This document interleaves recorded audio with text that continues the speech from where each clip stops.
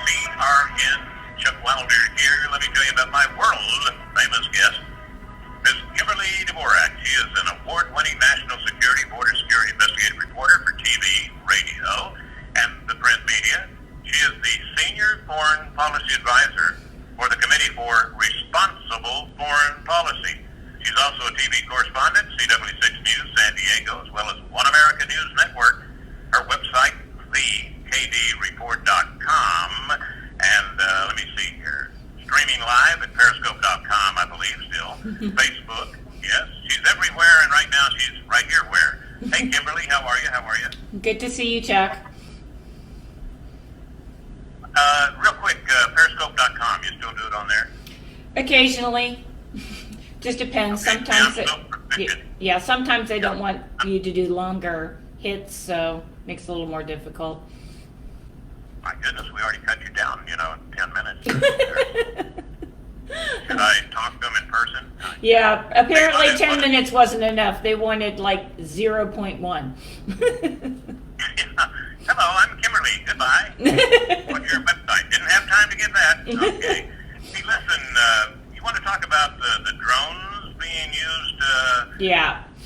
in dangerous ways? And then I'm going to tell you something, listener. We're going to try to get in here about, there's no voter fraud, right? Well, Kimberly has a story, a new one here that'll just knock that right out of its little high chair there, Joe Biden, so keep that in mind. You Democrats, yes. I mean, unbelievable. We're talking about 95,000 people Absolutely. in one state. So In don't one you believe state. us? Now then.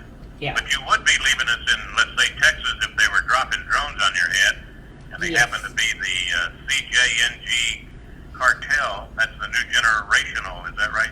That's the Jalisco New Generation cartel, and they're a much younger outfit. The scary thing is these younger kids, and apparently across the world, are able to use drones and are able to use technology in manners is a way to elude law enforcement and wreak a lot of damage on a lot of people below. Do you know how they are avoiding law enforcement, or is it just the fact that drones are harder to keep track of? Yeah, right now the drones are not in the United States. They fall under the FAA, but in much of the world, they fly under the radar, so they can't be detected by radar. So in that sense, they could possibly fly, probably 60, 70, 80 miles inside the United States. And what makes this evolution of violence, I guess, if you will, is that right now you're seeing the cartels, trying to kill each other out, and they're doing it by putting C4 with ball bearings, putting them on the drones, and then they are using remote to fly them, and they're also using remote to drop their load. And I just want to get all of the ingredients here. It's what they're throwing into these bombs here. I just want to let the listeners hear this. They found 2 controllers, C4, gunpowder, tannerite, 7 cell phones, 53 SIM cards, 3 radios, circuit boards, wirings, 2 guns, and ammunition. And I think we saw a YouTube video, I don't know, maybe 6 months, a year ago or so, where a kid hooked up a firearm to his drone and was flying it around and was able to use it. Of course, the FBI showed up quickly. That was the end of that. But this is what they're doing to launch effectively, strikes against rival cartels to start with. But they're also starting to do this in law enforcement. And with the New Generation cartel, what they are trying to do, and one of the principalities in Mexico, is they're trying to eliminate law enforcement, and then they're trying to institute their own civilian law enforcement.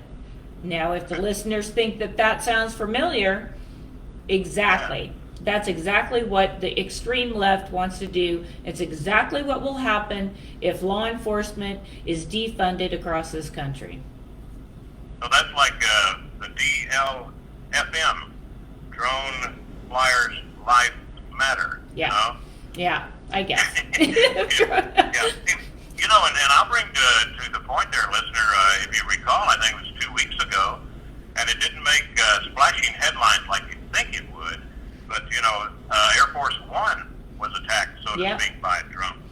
Yeah. You mentioned, go ahead. No, I was just going to say, and this just goes to the fact that even, you know, the immense amount of security that surrounds the president and his planes, they didn't see that one coming. So it just shows you that these drones have become and will become even more of a powerful tool with organized crime, drug cartels, Hezbollah, terrorists. All these people are going to, you know, the drones that we've launched over the last 5, 6, 7, 8 years, the consequences are going to be that other countries and other organized crime or transnational cartels will be able to start mimicking that technology, and it's going to result in a number of people being killed without notice.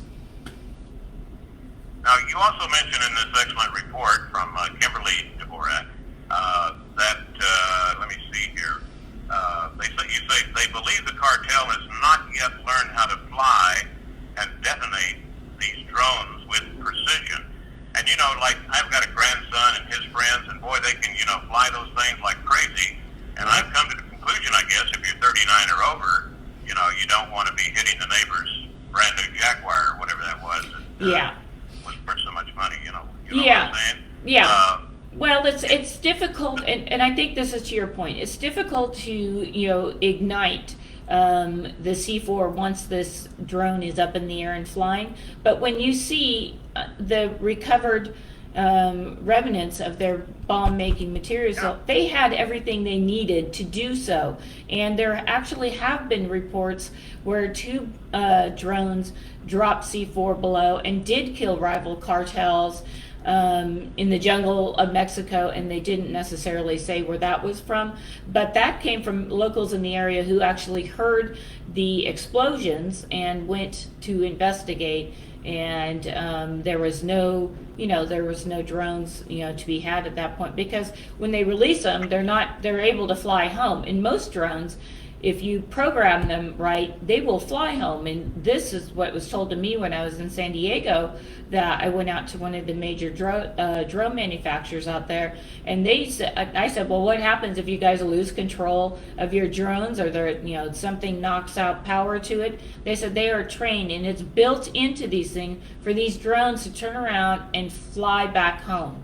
So you see the technology where we're getting with this technology.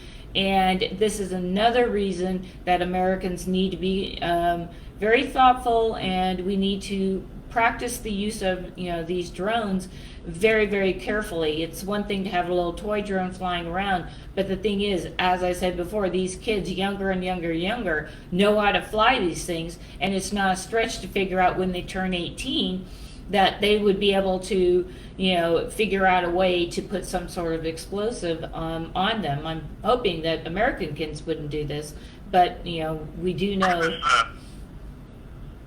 Where was this location again where you were at? This is down in mainland Mexico, in the state of Jalisco. Okay. Yeah, this was down it was one of the provinces down south in the mainland. So I wanted to mention that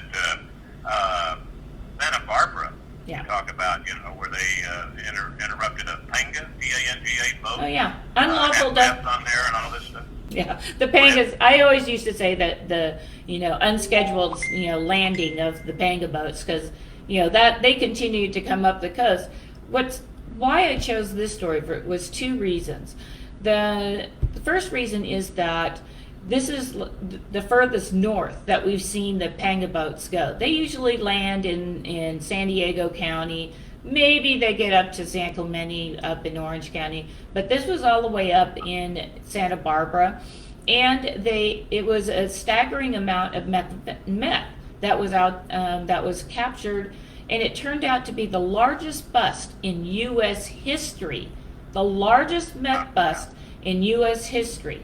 So 3,100 pounds. Yes, right? Pounds, absolutely. So that Panga had to be pretty laden down while it was making that journey, because law enforcement agents did reveal that this had traveled up from Mexico and into U.S. waters and undetected all the way up the coast to Santa Barbara. So from San Diego to Santa Barbara, you're looking at roughly 3 or 4 hours.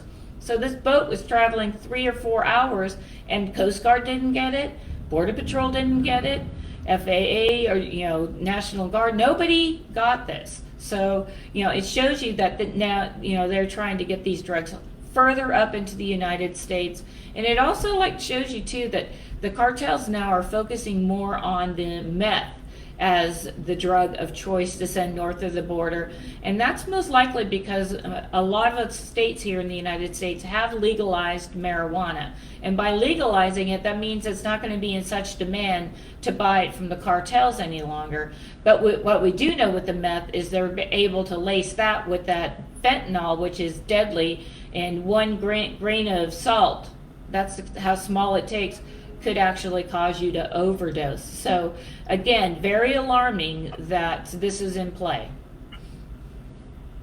Kimberly, when I saw your report here in the 40-foot boat, 300 horsepower Yamaha engines, and then the 3,100 pounds amphetamine, and I'm thinking Santa Barbara, isn't that where we lost the Navy boat that were carrying the Marines, took on all that water? I don't know. Yeah. Remember about 3 weeks ago, I think. Yeah. I'm sorry. I think it was the same area. Yeah. It was up there. Yeah. They do exercises up there near in Santa Barbara. Well offshore though. Well offshore. Yeah.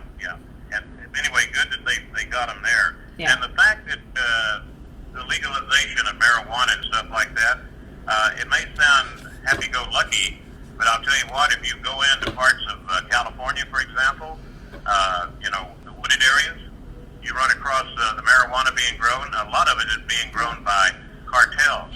Yeah. Okay? So Yeah. beware. I'm seeing more stories coming out where these people accidentally get in there, So, that, and then of for course, everyone out there here, I was just saying, everybody else knows that Mendocino County in Northern California was, really where they were growing marijuana openly.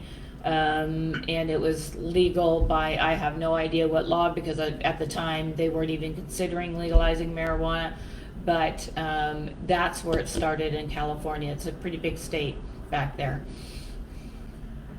Well, in fact, when you mentioned the word Mendocino, I know you're just a little puppy, but there was a rock and roll hit one time that mentioned Mendocino, and I think it was probably about the time the Love Child and all that was coming out, you know what I mean?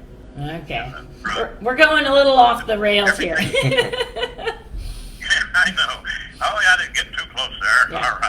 All right. Yeah. Listen, anyway, these Border Patrol agents are also talking about the drones are flying right across. Yeah. They probably just go right where the check-in, just fly right over the trucks and say, okay, what are you going to do? Well, this Hard is to bring them down. They'll have giant nets. Yeah, and also I talked to some of my Border Patrol contacts about the drone usage, and there have been several reports that the cartels or whatnot, they are flying up and down the border wall to see if it's clear for them to move drugs across the border or over the border, presumably, I guess. So they're watching for law enforcement. Also, the fact that Hezbollah has a huge presence inside Mexico, and Hezbollah is, they've taught Mexico everything they needed to know about building tunnels. And obviously Hezbollah is in the middle of terrorist wars in the Middle East. So there's, something to be said about who's actually teaching these cartels about how to use explosives. It's quite possible that Hezbollah is also helping them with that measure as well. And Border Patrol agents have become extraordinarily worried about this drone usage, because they're worried that, that their agents are going to be put in great risk if a drone flies over, you can't hear it, and it drops something on top of Border Patrol agents. So this is a very serious matter. The FAA has had 5 years now to come up with a plan A and B as to how to control the use of these drones and how to detect them and ensure that they aren't, being used to, commit crime or evade law enforcement. And it's time for, agency, industry people there to get out and figure out, how we can actually maybe put a kill switch on some of these drones in order to prevent some sort of activity and some sort of explosions that could indeed injure some of our border patrol agents who diligently crisscross that border every single day, protecting Let me ask you real Americans. quick. When you say kill switch, are you talking about turning the drone off? Yeah. The border patrol. I mean, and wouldn't that be like you have to hack it, right? Because I don't think you can just automatically buy a piece of equipment, as far as I know, that would work Well, as a kill switch. it depends on where they're manufactured, where they're put together, but kill switches are put into an awful lot of electronics. Most people don't talk about it. It's primarily used for good because we don't want to have anybody like a cartel having access to a kill switch, and then they bring down a U.S. liner. So, but there are kill switches they can put on these, and then it could be something where you have like a laser type object where Right, the and came out with a new one. Texas Secretary of State Office discovers nearly 95,000 people identified by DPS as non-U.S. citizens registered to vote in Texas. Well, it's not unbelievable. It is if you're a Democrat, I guess. Yeah. Unbelievable. I think what makes this story so egregious here is not only that they found 95,000 people in this country illegally registered to vote, was that 58,000 people have been known to vote in past elections. So now we have direct evidence that especially when you're using this mail-in ballot system, it makes it a lot easier. You don't have to present an ID.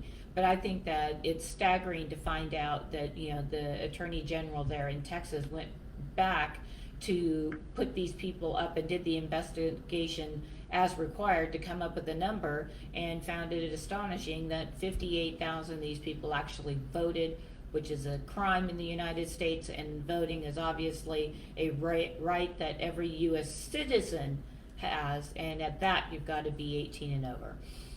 Yeah.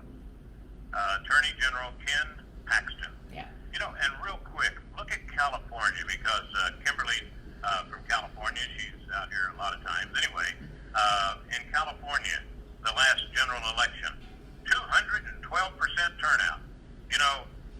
Or was it 112? 112, I'm sorry. 112% turnout. The most you can get, listener, is 100%. Yeah. All right? And that would be every single person voting. Yeah. Unbelievable. Yeah. And here, the story on Palm Beach, right? CBS reporting the election results before the election day, and then they reported 100 precincts reporting, and the polls weren't even open. 48 hours. They already had this election figured out. It was in the bag. It was done. Easy. Forget about it. Who needs to count those ballots? We know who they want. On a serious note, this is something that can actually derail our democracy. I don't understand why Democrats don't see the seriousness of that. And I guess it's in an effort to either gain or keep power, but there's no reason. I mean, you've got to out here. You have to have a ID to get into a federal building. That's not even to go into your bank. Check out a library book. Exactly, and we can't ask people who vote if they get that. It's very, very suspicious, and I suspect you're going to start seeing more of these types of stories as other governors in other states ask their AGs to look into this matter. This is my final terrible. comment on this is, my final comment is, this political correctness. Yeah. Forever and ever, I've said, it's going to kill you. And basically, that's what's wrong with the Texas law, because as you state in this report, Texas law currently does not require verification of a voter's statement that they are a citizen. Wouldn't it be nice if we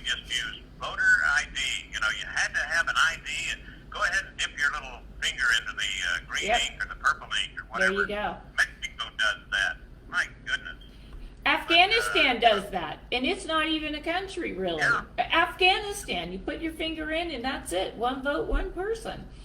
Yeah. Yeah. Let me tell you something. If that's what it takes, Democrats, that you keep pushing this because you're not strong enough to win, then you shouldn't be allowed to win in the first place.